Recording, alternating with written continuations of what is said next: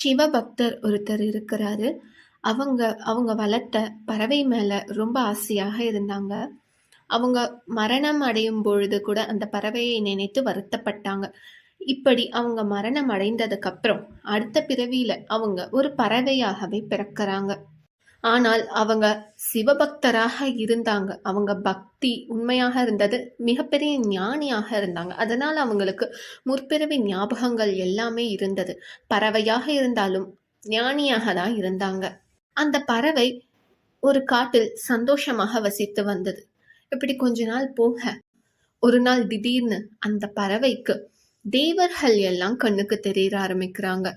வாயு பகவான் தெரியுறாங்க, வருண பகவான் தெரியுறாங்க, அதுக்கப்புறம் இந்திர பகவான் தெரியுறாங்க.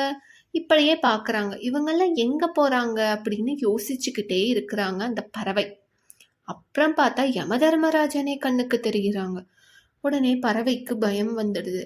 ஏன்னா உயிர் பிரியும் தருவாயில் தான் யமதர்மராஜன் ஒருத்தங்களுடைய கண்ணுக்கு தெரிவாங்க. அதனால அந்த பறவைக்கு ஆபத்துன்னு நினைச்சு ரொம்ப பயப்படுது. சிவபக்தர் தானே முற்பிறவில.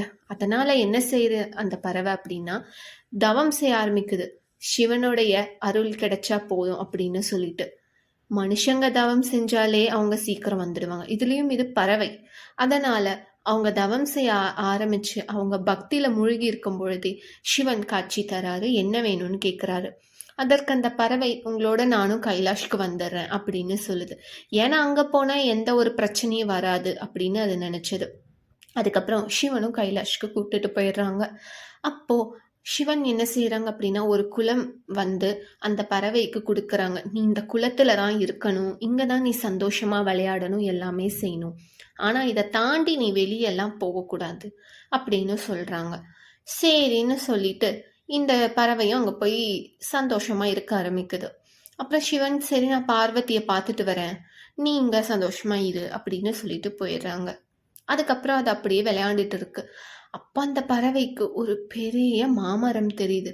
ஆஹா, பூமியில நமக்கு தெரிஞ்ச மாமரத்தை விட இது பார்க்க இன்னும் விஸ்தாரமா அழகா இருக்கே அப்படின்னு சொல்லிட்டு ஆசையா பறந்து அந்த மாமரத்துல போய் உட்காந்து பழம் சாப்பிட ஆரம்பிக்குது. அப்போ ஒரு அம்பு அதனுடைய மார்பை துளைத்தது. அப்போ மறுபடியும் யமதர்மராஜா அந்த பறவைக்கு கண்ணுக்கு தெரியுறாங்க. அப்போ அந்த பறவை கேக்குது, உங்களை பார்த்து நான் பயந்தனால தான் இங்க கைலாஷ்கே வந்தேன். இங்கேயும் என்னுடைய உயிரை இப்படி பறிக்க முயற்சி செஞ்சிட்டீங்களே அப்படின்னு சொல்லிட்டு கேக்குது. அதற்கு யமதர்மராஜர் சொல்றாங்க, விதியை யாராலையும் மாற்ற முடியாது. உன்னுடைய விதிப்படி கைலாசத்தில் இருக்கும் ஏதோ ஒரு மாமரத்தில் தான் உன்னுடைய உயிர் போகணும் அப்படின்னு இருந்தது. நீயோ பூமியில இருக்கிற, கைலாசத்துக்கு போகிற வாய்ப்பே உனக்கு இல்லை. என்ன செய்யறதுன்னே தெரியல. உன்னுடைய ஆயுட்காலமும் முடியிற நேரம் வந்துடுச்சு.